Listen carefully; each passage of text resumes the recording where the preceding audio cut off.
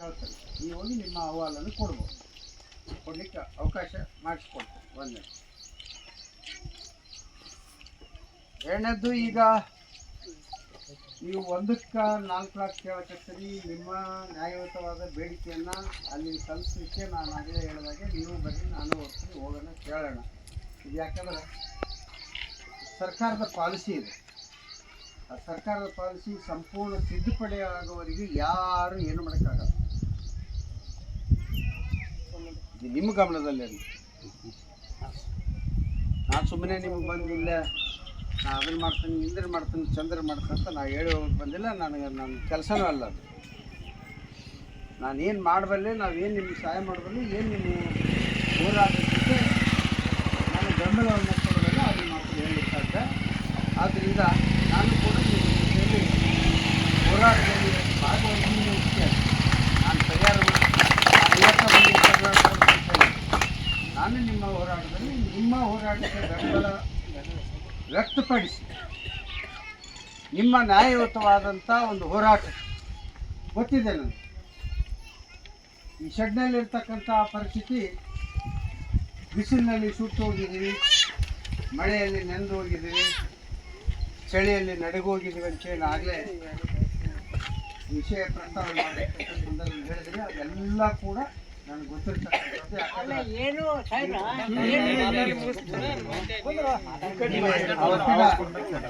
ಪಕ್ಕದ ಬಿಸಾಳ ಕೊಪ್ಪದಲ್ಲೂ ಕೂಡ ನಿಮ್ಮ ಪರಿಸ್ಥಿತಿಯೇ ಇತ್ತು, ಅದನ್ನು ನಿಮ್ಮ ಪರಿಸ್ಥಿತಿ. ಈಗಾಗಲೇ ಅವರು ಹಕ್ಕುಪತ್ರ ಕೊಟ್ಟು ಈಗ ಆಲ್ರೆಡಿ ಅವರು ಹೋಗಿದ್ದಾರೆ. ಏನೋ ಶೆಡ್ ಹಾಕ್ಕೊಂಡಿದ್ದಾರೋ ಅಥವಾ ಏನು ಮನೆ ಕಟ್ಕೊಂಡಿದ್ದಾರೋ ಒಟ್ಟು ಈಗ ಅವ್ರಿಗೆ ಒಂದು ಸರಿಯಾಗಿ ಮಾಡಿಕೊಂಡು ಆ ಜಾಗ ಖಾಲಿ, ಅದೇ ಆ ಜಾಗ ಖಾಲಿ ಮಾಡಿದ್ರೆ ನೀವು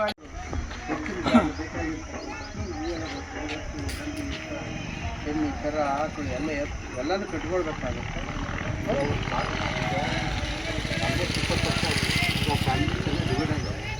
ಮತ್ತು ಈ ಮೊದಲಂಗೆ ಸಣ್ಣ ಮನೆ ಕಟ್ಕೊಂಡು ಇರೋಕ್ಕೆ ಆಗ್ತದೆ. ಹೀಗಾಗಿ ನಮಗೆ ಪ್ಲಾಟ್ ಸೈಜ್ ಭಾಳ ಇದು ಏನಾಗುತ್ತೆ ಅಂದ್ರೆ ಸರ್ಕಾರದ ಪಾಲಿಸಿ. ಇದ್ರ ಬಗ್ಗೆ ನಾನೇನು ಆಶ್ವಾಸನೆ ಕೊಡೋಕ್ಕಾಗೋದಿಲ್ಲ. ಆದರೆ ಈಗ ನಾನು ಸಂಬಂಧಪಟ್ಟ ಅಧಿಕಾರಿಗಳಿಗೆ ಭೇಟಿಯಾಗಿ ನಿಮ್ಮ ನ್ಯಾಯಯುತವಾದ ಬೇಡಿಕೆಯನ್ನು ಅವರ ಮುಂದಿಟ್ಟು ಅವರ ಗಮನಕ್ಕೆ ತಂದು ಇದನ್ನು ಮಾಡಿಕೊಡ್ರಿ ಅನ್ನೋ ಒತ್ತಾಯವನ್ನು ನಾನೇ ಸ್ವತಃ ಹೋಗಿ ಮಾಡ್ತೀನಿ. ಬೇಕಾದ್ರೆ ನನ್ನ ಜೊತೆಗೆ ಯಾರು 4 ಜನ ಬರ್ತಿದ್ರು ಬರ್ರಿ, ಎಲ್ಲ ಬೆಂಗಳೂರು ಯಾರು ನಾನು ಹೋಗ್ತೇನೆ, ನಾನೇ ಸ್ವತಃ ಹೋಗ್ತೀನಿ, ಅಲ್ಲಿ ಕುಂತು ಮಾತಾಡ್ತೀನಿ ಆಮೇಲೆ ಸಂಬಂಧಪಟ್ಟ ರೆವಿನ್ಯೂ ಸೆಕ್ರೆಟರಿ ಅವರಿಗೆ ಕೂಡ ಮಾತಾಡ್ತೀನಿ. ಈ ಒಂದು ನ್ಯಾಯಯುತವಾದ ಬೇಡಿಕೆ ಪತ್ರವನ್ನು ಅವ್ರಿಗೆ ಕೊಟ್ಟು ಮನವರಿಕೆ ಮಾಡ್ತಕ್ಕಂಥ ಕೆಲಸವನ್ನು ನಾನು ಮಾಡ್ತೀನಿ. ಸಾಧ್ಯ ಆದರೆ ನನ್ನ ಜೊತೆ ನೀವು ಬರ್ತಿದ್ರೆ ನಾನು ಸೋಮವಾರದ ನಂತರ ಬೆಂಗಳೂರಿಗೆ ಯಾರಾದರೂ ಬನ್ನಿ. ಅದು ಸುಮ್ಮನೆ ಅನ್ನೆಸರಿ ಖರ್ಚು ಮಾಡ್ಕೊಂಡು ಬರೋದು ಬೇಡ. ಬರ್ತಿದ್ರು ಒಬ್ರಿಬ್ಬರು ಬರ್ರಿ, ಯಾರಾದರೂ ಬರ್ಬೋದು. ನನಗೆ ಅವ್ರು ಇವರು ಅಂತಿಲ್ಲ. ನಾನು ಯಾವತ್ತೂ ಕೂಡ ಜನರ ಸಂಕಷ್ಟಗಳಿಗೆ ಸ್ಪಂದನೆ ಮಾಡ್ತಕ್ಕಂಥವನು. ನನ್ನ ಅವಧಿಯಲ್ಲಿ, ನನ್ನ ಕಾಲದಲ್ಲಿ, ನಮ್ಮ ಅಧಿಕಾರದ ಅವಧಿಯಲ್ಲಿ ನಾನೇನು ವ್ಯವಸ್ಥೆ ಮಾಡಬೇಕಾಗಿತ್ತು ಪ್ರಾಮಾಣಿಕವಾಗಿ ಮಾಡ್ತಕ್ಕಂಥ ಕೆಲಸವನ್ನು ನಾನು ಹೇಳಿದ್ನಲ್ಲ. ಇದನ್ನು ಮುಳುಗಡೆ ಮಾಡಿದ್ದೆ ನಮ್ಮ ಸರ್ಕಾರ, ನಾನು ನಮ್ಮ ಅವಧಿಯಲ್ಲಿ. ಅದೆಲ್ಲ ತಮಗೆಲ್ಲ ಗೊತ್ತಿರ್ತಕ್ಕಂಥದ್ದು. ಈಗಲೂ ಕೂಡ ಯಾರಾದರೂ ಇವತ್ತೇ ಈಗ ಅಲ್ಲಿ ಹೋಗಿ ಆಫೀಸ್ನಾಗ ಐತಾರೆ ಸ್ಪೆಷಾಲಿಟಿ ಆಫೀಸ್, ಇನ್ನೂ ತಕ್ಕ ಸಹಿ ಇಲ್ಲ.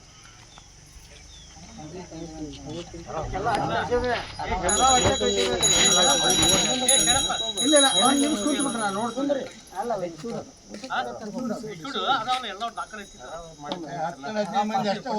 ಯಾರು ಓದಿಲ್ಲ.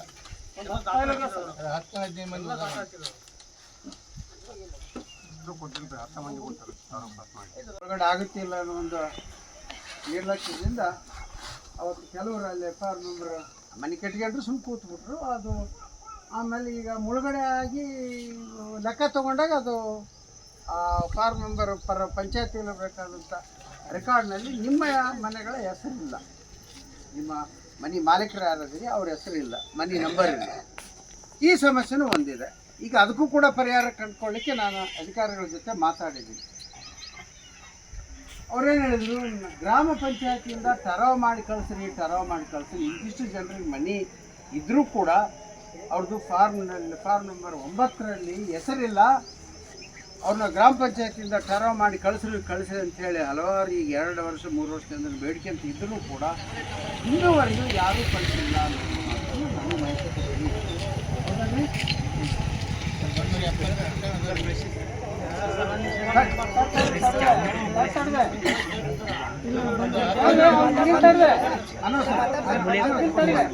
ಇನ್ನು ಸ್ವಲ್ಪ ಅವ್ರೊಬ್ಬರು ಮಾತಾಡಲ್ಲ, ಅವ್ರು ಮಾತಾಡ. ಈಗ ಟರೋ ಬಂದ್ರು ಟರೋ ಕೇಳ್ತಾರೆ 9 ಬುಕ್ನಾಗೂ ಹೆಸರು ಐತೆ, ಇನ್ನೂ ತಕ ಇಲ್ಲ. ಅಲ್ಲ, 9 ನಂಬರ್ ಬುಕ್ನಾಗ ಹೆಸರಿದ್ರೆ ಅವ್ರು ಅಪ್ ಕೊಡ್ತಾರೆ. ಅವ್ರ ಪ್ರಾಬ್ಲಮ್ ನಾನು ಪಂಚಾಯತ್ ಮೆಂಬರ್ ಇದ್ದ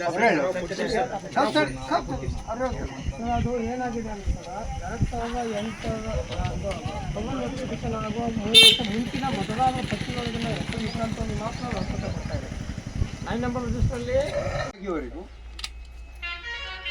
ಈ ಭಾಗದಲ್ಲಿ ದನ್ನೂರಿನಿಂದ ಮೇಲ್ಗಡೆ MITಯಿಂದ ಹಿಡಿದು ಇಲ್ಲಿ ಚಿತ್ರಗಿ ಮತ್ತು ಗಂಗೂರುವರೆಗೂ ಎಲ್ಲ ಗ್ರಾಮಗಳು, ನಿಮ್ಮೂರು ಇದ್ದಲಿಗಿ ಗ್ರಾಮ ಹಿಡ್ಕೊಂಡು ಬಿಸ್ನಾಳಕೊಪ್ಪ ಗ್ರಾಮ ಹಿಡ್ಕೊಂಡು ಎಲ್ಲ ಗ್ರಾಮಗಳು ಸಂಪೂರ್ಣವಾಗಿ ನೀರಿನಲ್ಲಿ ಮುಳುಗಡೆಯಾಗಿ ನಿಮ್ಮನ್ನು ಹಲವಾರು ತಿಂಗಳ 1-1.5 ತಿಂಗಳ ಕಾಲ ಶಾಲೆಯಲ್ಲಿ ನಿಮ್ಮನ್ನು ತಗಲಿಕ್ಕೆ ವ್ಯವಸ್ಥೆ ಮಾಡಿಸಿ, ಅದಾದ ನಂತರ ಈ ಸದ್ಯ ತಾತ್ಕಾಲಿಕ ಪರಿಹಾರ ಏನಪ್ಪ, ಯಾವ ಸಂದರ್ಭದಲ್ಲಿ ಏನು ಬರುತ್ತೆ ಗೊತ್ತಿಲ್ಲ. ಅವೆಲ್ಲ ನೀರು ಹೋಗ್ತಿದ್ರಿಂದ ಅವು ಮಣ್ಣಿನೂ ಕೂಡ ಅದ್ರಾಗಿರೋದ್ರಿಂದ ಅದರಲ್ಲಿ ಅಲ್ಲಿ ಹೋಗಿ ಮತ್ತೆ ವಾಪಸ್ ಹೋದ್ರೆ, ನೀರು ಇಳಿದ ಮೇಲೆ ವಾಪಸ್ ಹೋದ್ರೆ ಅವು ಮನೆ ಬಿದ್ದು ಪ್ರಾಣಕ್ಕೆ ಅಪಾಯ ಆಗುತ್ತಂತನ ಇವತ್ತು ಸುಮಾರು ಎಷ್ಟು 300 ಚಿಲ್ಲರೆ 350ಕ್ಕೂ ಹೆಚ್ಚು ಶೆಡ್ಗಳನ್ನು, ಆಮೇಲೆ ಬಿಸ್ನಾಳಕೊಪ್ಪದಲ್ಲಿ ಕೂಡ ಸುಮಾರು ಅಲ್ಲೂ ಕೂಡ ಒಂದು 200 ಶೆಡ್ಗಳನ್ನು ನಿರ್ಮಾಣ ಮಾಡಿ ಅವತ್ತೇನಾಯಿತು, ತಾತ್ಕಾಲಿಕವಾದ ಒಂದು ಪರಿಹಾರವನ್ನು ಕಂಡುಕೊಂಡು ಯಡಿಯೂರಪ್ಪನವರು ಮುಖ್ಯಮಂತ್ರಿಗಳಿದ್ದಾಗ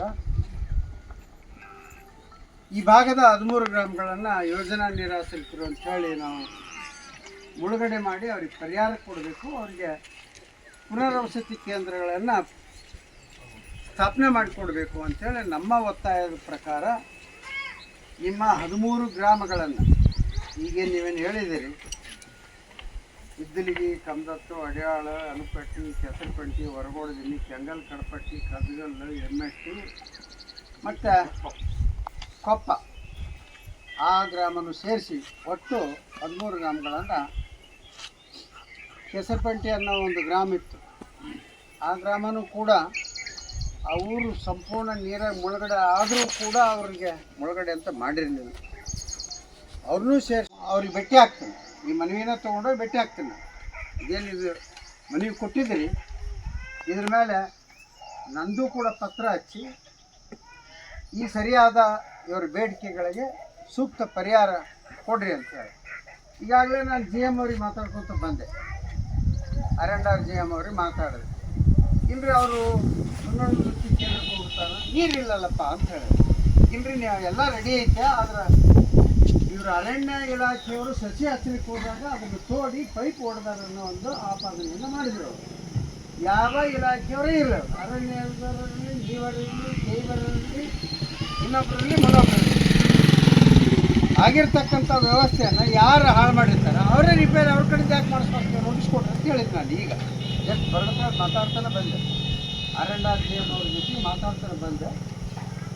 ಒಂದು ಎರಡನೇದೇನಪ್ಪ ಅಂದ್ರೆ, ಇಲ್ಲಿ ಇದ್ದಲಿಗಿ ಪುನರ್ವಸತಿ ಕೇಂದ್ರಕ್ಕಾಗಿ 110 kV ಸ್ಟೇಷನನ್ನು ನಮ್ಮ ಅವಧಿಯಲ್ಲೇ ರೆಕಮೆಂಡ್ ಮಾಡಿ ಅದನ್ನು ಮಾಡಿರಿ ಅಂತೇಳಿ ಮಂಜೂರು ಮಾಡಿ ಕಳಿಸಿರ್ತಕ್ಕಂಥದ್ದು ಈಗೆಲ್ಲ ಗೊತ್ತಿರ್ತಕ್ಕಂಥದ್ದು. ಯಾಕೆ ಹೇಳಿದ್ರು ಅಂದರೆ, ಇದು ಜಾಗ ಇಲ್ಲ, ಅದ್ರ ಜಾಗ ಊರಲ್ಲೇ ಐತಿ, ಆ ಸುಡುಗಾಡಿಗಿಟ್ಟು ಜಾಗ ನೀವು ತೊಗೊಳ್ರಿ, ಕೇಳಿದಾರು ಸುಡುಗಾಡಿಗೆ ಬೇರೆ ಕೊಡ್ತೀವಿ ಅಂತ ಹೇಳಿ ಆ ಯಾರು ರೈತರಿದ್ದರು ಆ ರೈತರ ಕಡೆಯಿಂದ ಒಪ್ಪಿಗೆ ಪತ್ರನೂ ಕೂಡ ಕಮಲತ್ತನ ರೈತರ ಕಡೆಯಿಂದ ಒಪ್ಪಿಗೆ ಪತ್ರ ಕೂಡ ಕೊಡಿಸಿರ್ತಕ್ಕಂಥದ್ದು. ಅಲ್ಲ ಇರಲಿ ಸರ್ವೆ ನಂಬರಲ್ಲಿ ಕೊಟ್ಟರಲ್ಲ ಅವ್ರು ಅಪೀಲ್ ಪತ್ರ ನಾವು ಕೊಡ್ತೀವಿ ಅಂತೇಳಿ ಕೊಟ್ಟ ಅಲ್ಲಿ ಸುಡುಗಾಡು ಆಗಲಿ ಇಲ್ಲಿ ಅದ್ರ ಸಲುವಾಗಿ ಇಟ್ಟಂಥ ಜಾಗದಾಗ ಸ್ಟೇಷನ್ ಮಾಡಿದ್ರೆ 600 ಹಕ್ಕುಪತ್ರಗಳನ್ನು ಈ ಬಿಲ್ಗಿ ಗ್ರಾಮದಲ್ಲಿ ಕೊಟ್ಟಿದ್ದೀವಿ ನನಗಿರೋ ಮಾಹಿತಿ ಪ್ರಕಾರ. ಇನ್ನೂ 300ಕ್ಕೂ ಹೆಚ್ಚು ಜನರಿಗೆ ಹಕ್ಕುಪತ್ರ ಬಂದಿಲ್ಲ. ಹೌದ್ರೆ ಇನ್ನೂ 300ಕ್ಕೂ ಹೆಚ್ಚು ಜನರಿಗೆ ಆ ಹಕ್ಕುಪತ್ರ ಬಂದಿಲ್ಲ. ಇದರಲ್ಲಿ ಇನ್ನೂ ಒಂದು ಮಾತನ್ನು ಹೇಳಕ್ಕೆ ಬಯಸ್ತೀನಿ ನಾನು. ಕಟಗೂರು ಅನ್ನುವ ಒಂದು ಗ್ರಾಮ ನಿಮ್ಮ ಜೊತೆಯಲ್ಲೇ ಮುಳುಗಡೆ ಆಗಿರ್ತಕ್ಕಂಥ ಆ ಊರಿಗೆ ನಾನು ಮೊದಲೇ ಬಾರಿ ಮುಳುಗಡೆ ಆಗಿ ಅದನ್ನು ಪುನರ್ವಸತಿ ಮಾಡಿ ತಕ್ಷಣ ಅವಾಗ 2007ರಾಗ ಇದನ್ನು ತೊಗೊಂಡ್ವಿ ನಾವು. ಅಲ್ಲಿ ಭೂಮಿ ಖರೀದಿ ಮಾಡಿ ಸರ್ಕಾರದಿಂದ ಅಲ್ಲಿ ಪುನರ್ವಸತಿ ಮಾಡಲಿಕ್ಕೆ ವ್ಯವಸ್ಥೆ ಮಾಡಿ ತಕ್ಷಣ ಅಲ್ಲಿ ನಾವು ಆಗಿರ್ತಕ್ಕಂಥ ಕಾನೂನಿನ ಪ್ರಕಾರ ಹಕ್ಕುಪತ್ರ ಹಂಚ್ಲಿಕ್ಕೆ ಹೋದ್ವಿ. ಆ ಊರಾಗ ಏನು ಮಾಡಿದ್ರು, ಹಕ್ಕುಪತ್ರ ಹಂಚ್ಲಿಕ್ಕೆ ಅರ್ಧ ಮಂದಿ ಮುಂದೆ ಬಂದು ತೊಗೊಂಡ್ರು, ಇನ್ನು ಅರ್ಧ ಮಂದಿ ಬರಲಿಲ್ಲ. ಕಾರಣ ಏನಂತಂದ್ರೆ ಇರ್ತಾರೆ ರಾಜಕೀಯ ವ್ಯಕ್ತಿಗಳು, ಈ ರೀತಿ ಹೇಳೋರು ಇರ್ತಾರೆ, ಆ ರೀತಿ ಹೇಳೋರು ಇರ್ತಾರೆ. ನಾವೊಂದ ಮತ್ತೆ ಹೇಳಿದೆ, ನನ್ನ ಕೈಲಿ ಏನು ಸಾಧ್ಯತೆ ಐತೆ ಅದನ್ನು ಮಾಡ್ತಾಯಿದ್ದೀನಿ, ಆದ್ದರಿಂದ ನೀವು ತೊಗೊಳ್ರಿ ಅಂತ ಹೇಳಿದ್ರೆ, ಇಲ್ಲರಿ 64 ಕೊಡೋಕ್ಕೂ ಯಶಸ್ಸು ಕೊಡಬೇಕು ಅಂತೇಳಿ ಏನೇನು ಬೇಡಿಕೆ ಇತ್ತು. ಅವತ್ತು ಆಗಲಿಲ್ಲ. ಇವತ್ತಿಗೆ ಅದೇ ಜನ ಅದೇ ಎಷ್ಟು ಈಗ ಕೊಡ್ತಾ ಇದ್ದಾರೆ, ಅದನ್ನ ತೊಗೊಂಡು ಅಲ್ಲೇ ಹೋಗಿ ಮನೆ ಕಟ್ಕೊಳ್ತಾರೆ.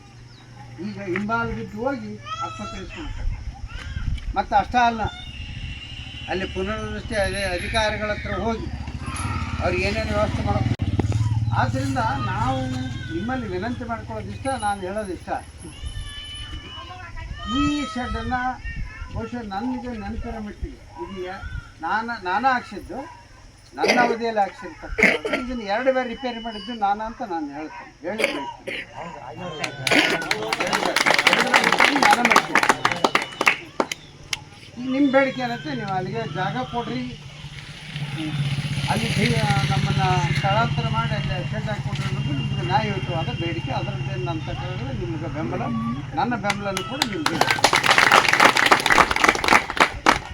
ಆದರೆ ಅಧಿಕಾರಿಗಳ ಜೊತೆ ನಾನು ಮಾತನಾಡಿ ನಿಮ್ಗೆ ಕೆಲವು ಮಾಹಿತಿಗಳನ್ನು ನಾನು ಕೊಡಬಲ್ಲೆ ವಿನ ಅಧಿಕಾರ ಚಲಾಯಿಸಿ ನೀನು ಹೀಗೆ ಮಾಡು ಅಂತೇಳಿ ನಿರ್ದೇಶನ ಕೊಡೋ ಶಕ್ತಿ ನನ್ನ ಕೈಗೆ ನೀವು ಕೊಟ್ಟಿಲ್ಲ. ಅಲ್ಲ, ನೀವಂದ್ರೆ ಇಡೀ ಕ್ಷೇತ್ರ ನಿಮ್ಗೆ ಅಷ್ಟ ಅಲ್ಲ, ನಾನು ಹೇಳಕ್ಕೆ.